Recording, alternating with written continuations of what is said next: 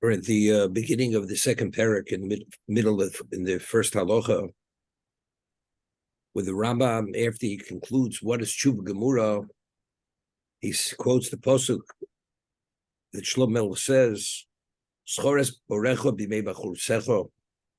One should remember his creator in the days of youth, meaning when you have the ability to violate, transgress, and despite you have the ability, you refrain and you suppress that desire. Then we're speaking about tshuva mu'ula. That's quality tshuva. And as we explained, even if one doesn't have the verbal confession and doesn't express the remorse, the action itself is a confirmation on that reality, and therefore he's fully reinstated. Now the Rambam says here, "Vim lo shov elo b'mezik noso." However, if he did tshuva only when he was older or his old age, ziknos means when he didn't have the capacity, the ability to violate as he did originally. And he goes to explain what is iknuso. He wasn't able to do what he had done in his youth when he transgressed. Although it's not considered quality tshuva, melasilo, it has value to him. About tshuva, he's classified as about tshuva. Now let's understand.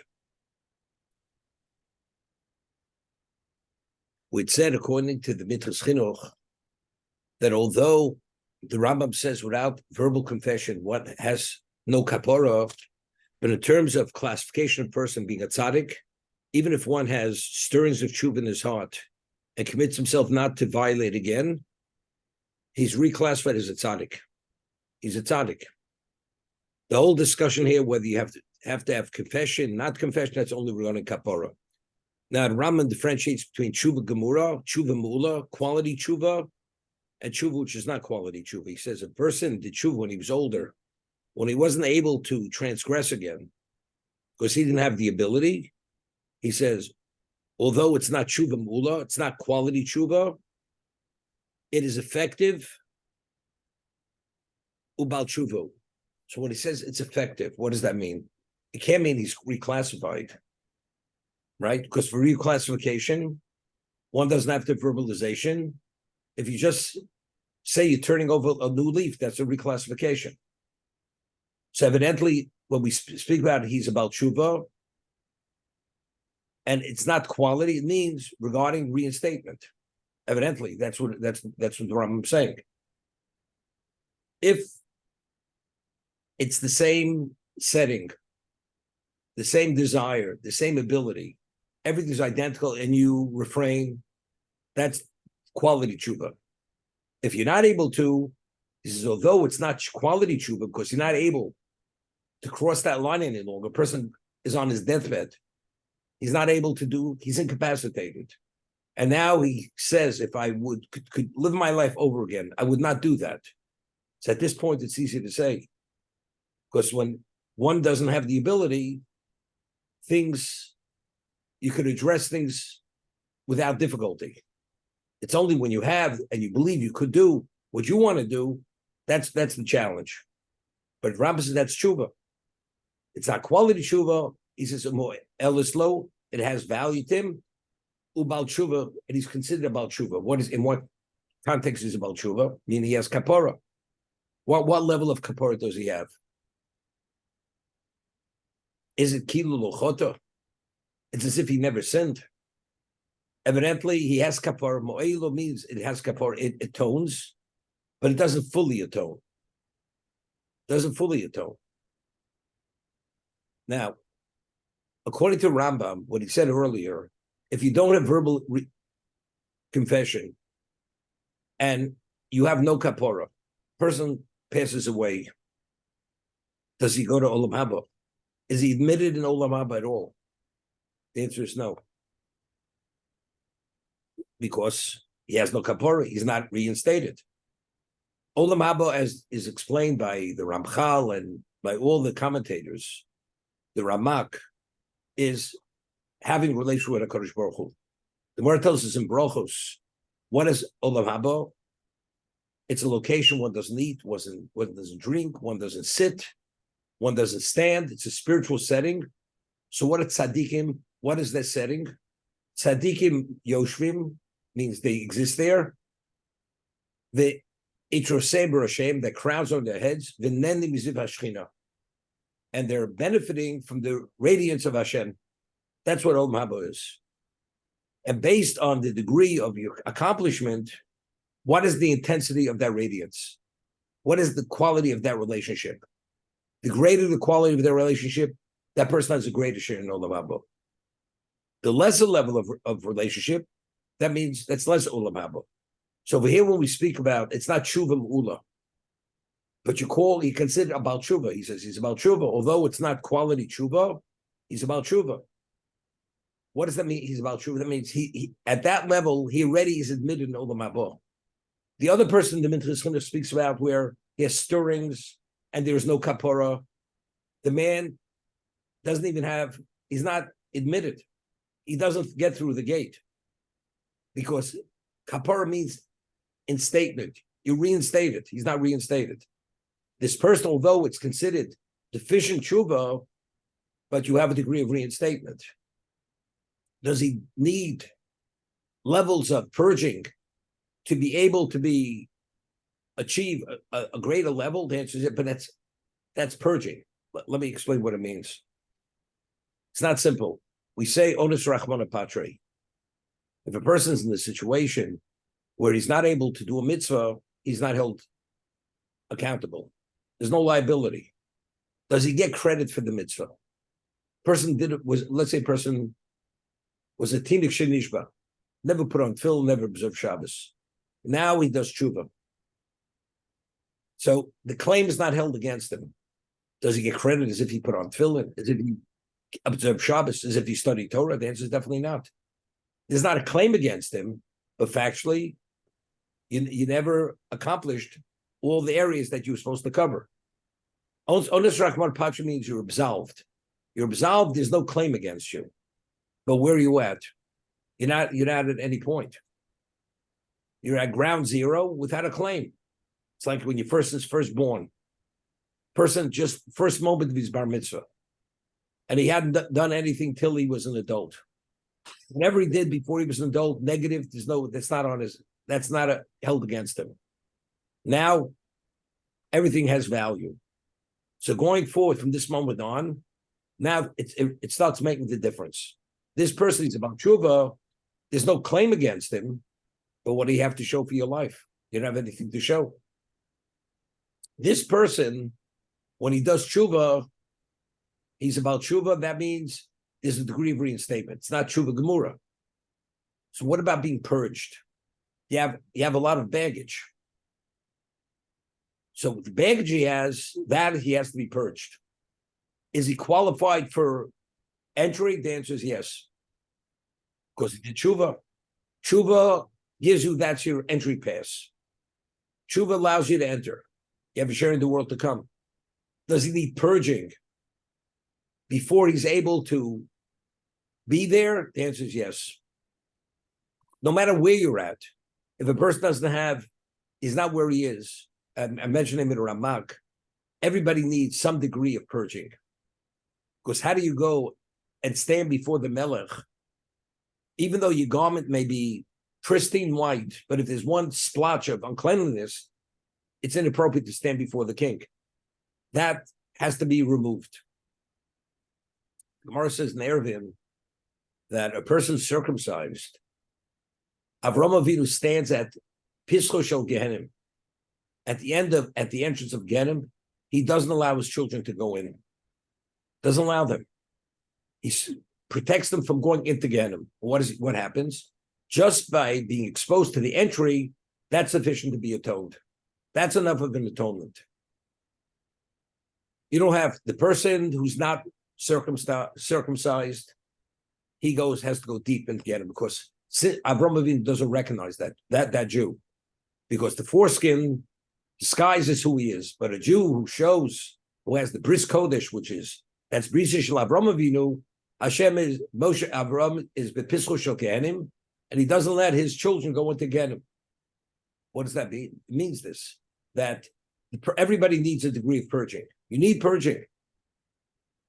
Because how do you go and have a relationship with HaKadosh Baruch Hu if the person has this, is covered with all this impurity? It's inappropriate.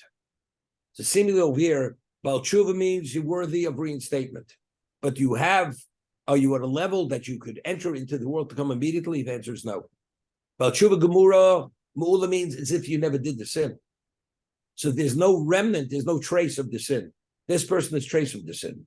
However, you're a Baal Tshuva. Okay? Now, the Rambam says, Afilu over kol yoma v'osetshuva biyom misoso.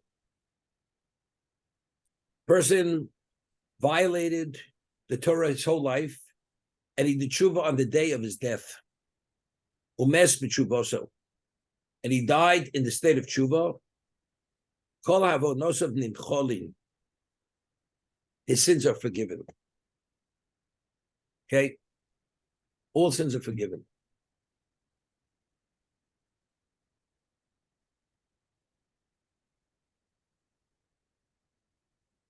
Now, seemingly the Rambam here is redundant. The Rambam had said in Perek Aleph, if you remember,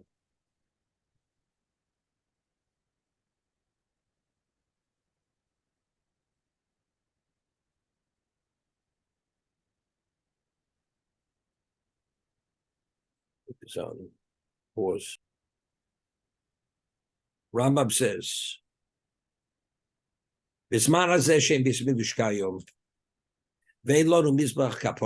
today that we no longer have Beis Mikdash, we have the altar of atonement. Ain't Shemel Tshuva. All we have there is Tshuva. HaTshuva mechaberes al kol averos. Tshuva atones for all averos. Afilu Rosha kol yomov. Okay? Person's a Rosh his whole life. Also Tshuva ba'achrona. The Rambam is very selective in his words. He doesn't say V'osa Tshuva b'yom misoso. He did Tshuva on the day of his death. Here he says he did Tshuva at the end. Ein maskirin lo shum dovim risho. They don't mention any of his negative record. They don't mention any of his actions of rishus. He doesn't say avonos of nimcholim. Here he doesn't say his sins are forgiven. In Halacha, in Mishnah, in Perek Sheni, he's saying person was a Rosh his whole life, and he did tshuva biyom misoso. He did tshuva on the day of his death. It says avonosov nimcholim. His sins are forgiven. If it's the same halacha, the Rambam should say earlier, his sins are forgiven. He doesn't say his sins are forgiven. He says they don't mention anything of the negative record. And he says Bachrona, and over here he says and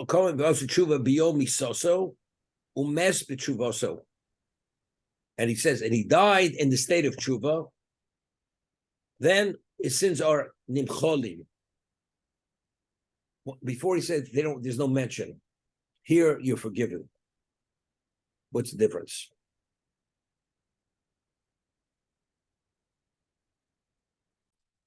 Perek Aleph, Rambam says, Afilu Rosha kol yomov.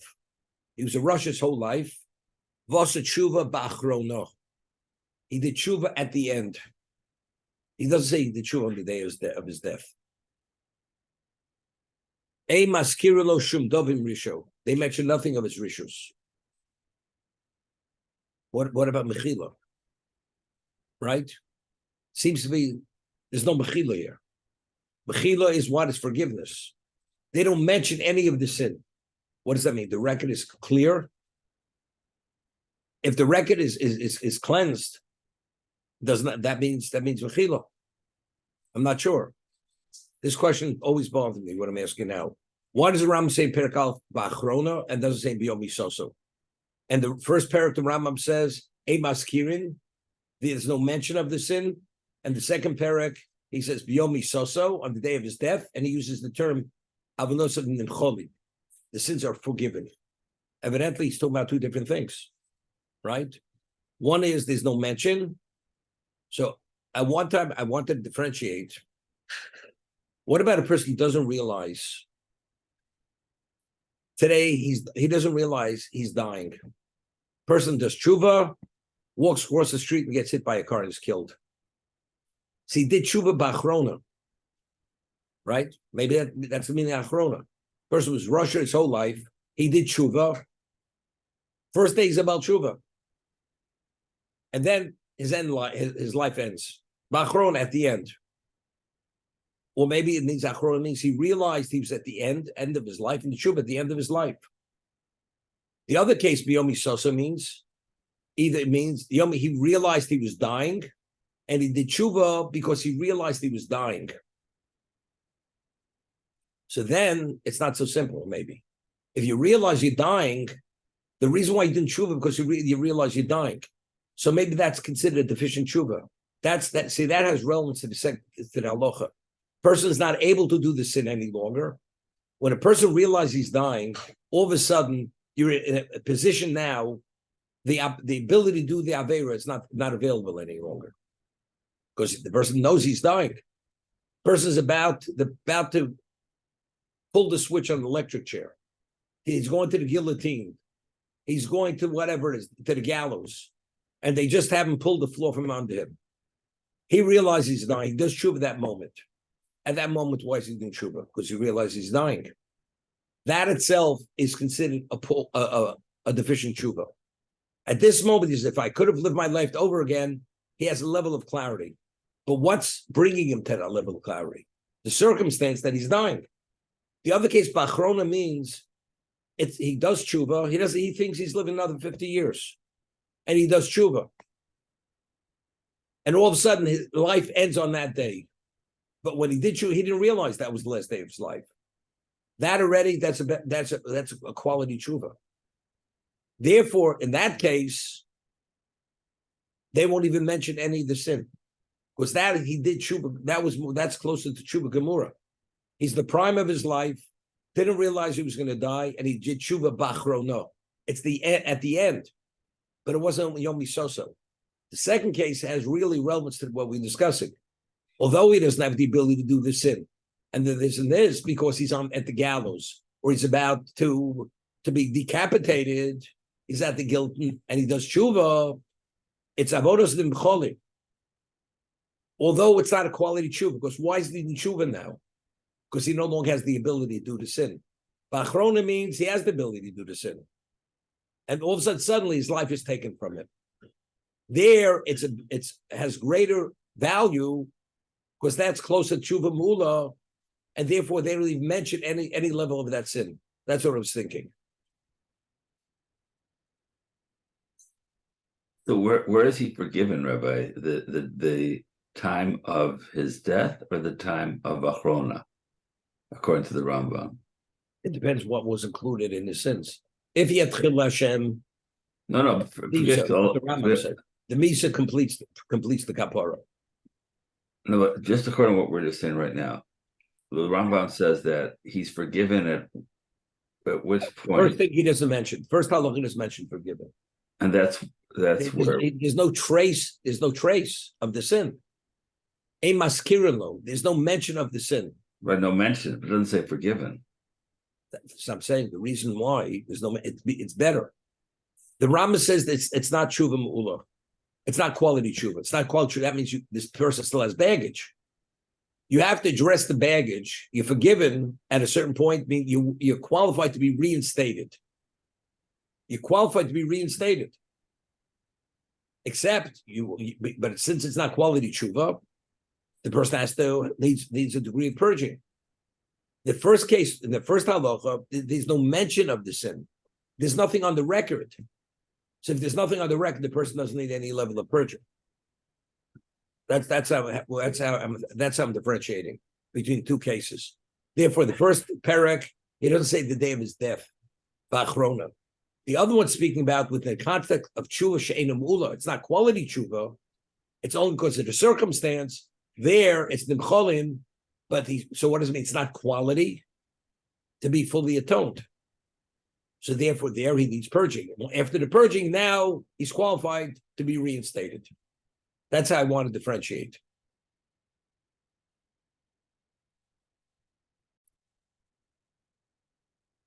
A person goes to the doctor for an exam, full checkup, and then he gets a call from the doctor's office. And the man's 45 years old. Doctor says he has to come in. He wants to speak to him. And he says, Doc, is everything okay? He's come to the office. I want to speak to you. Takes out his chest x-ray, shows him. He has, based on what he sees, he has 3 weeks to live. And he should put his personal affairs in order because in 3 weeks he's not here any longer. Okay? The person hasn't been in shul since he's 16 years old. He breaks down. The next morning, 3 hours before the shul's open, he's waiting at the door. The rabbi sees him about a distance of a block. He looks familiar. It looks like Lenny, okay? Comes, all of a sudden, Lenny falls on the rabbi's shoulder. He's sobbing. He says, what's going on? He says, don't you remember? I'm Lenny. He says, what happened? He tells him the story. He says, Rabbi, from now on, till the moment I die, you'll see me every day. Comes to the minyan. He carries on sobbing. He disrupts the minyan. People can't daven. That's how he's a real Baal Teshuva. Broke down crying. And he says, you're going to see me. The Shemon Esrei is 3 hours. A real Baal Teshuva. Okay? This is going on for 3-4 days. One day he gets a phone call from the doctor. You have to come to the office. He thinks maybe it's worse. We mixed up your record. It was somebody else's x-ray. It's not yours. You're going to live another 50 years. The rabbi never saw the guy again. You got it? So why did he break down, cry? Because he thought he had 3 weeks left. The moment he hears he has a free pass, he's out of there. That's exactly it. When you're before the firing squad, you could be in the prime of your life. It doesn't make a difference. Why are you doing the tshuva? All of a sudden now you have clarity because at this moment you realize you don't have all that opportunity or available option to do whatever you want. Therefore, if it's yomi soso, it's not tshuva mula. So it's not quality tshuva. And that's rachmim that Hashem values that as tshuva. Does he need purging? Yes, but if it's achrona, he doesn't realize he's going to die. And he has no reason to do tshuva other than recognizing the wrong that he did. That wipes out the record. That cleans the slate totally. That's closer to tshuva mula. That's how I want to differentiate. Okay, we're going to stop here in the hill.